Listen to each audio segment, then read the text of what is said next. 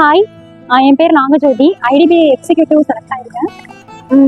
இந்த exam pass பண்ணதுக்கு முக்கியமான ரீசனே கிங்ஸ் அகாடமி தான்.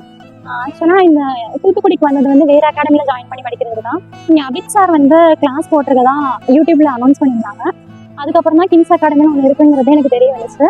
அதுக்கப்புறம் இங்கே வந்து ஜாயின் பண்ணோம். ஜாயின் பண்ணி இங்கிலீஷ் கிளாஸ் மட்டும் தான் ஸ்டார்டிங் அட்டன் பண்ணிட்டு இருந்தோம். ரொம்ப யூஸ்ஃபுல்லாக இருந்துச்சு. இம்ப்ரூவ்மெண்ட் கொஞ்சம் கொஞ்சமாக தெரிய ஆரம்பிச்சிச்சு.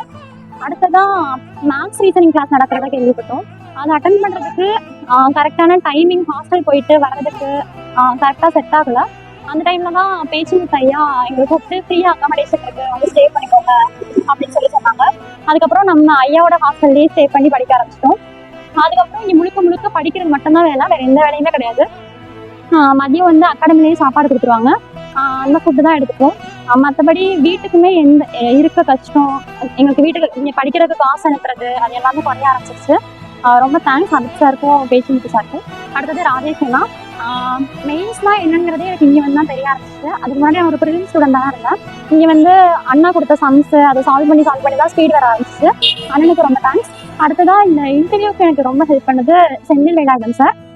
அந்த சார் நிறைய டிப்ஸ் கொடுப்பாங்க, அவங்களுக்கும் ரொம்ப தேங்க் பண்ணுறேன். தேங்க்யூ. இங்கே நம்மளோட அகாடமி பஸ் ஸ்டாண்ட் பக்கத்துலேயே தான் இருக்குது. ஃப்ரீ அகாடமி தான், முழுக்க முழுக்க ஃப்ரீ தான். ₹1 கூட காசு வாங்க மாட்டாங்க.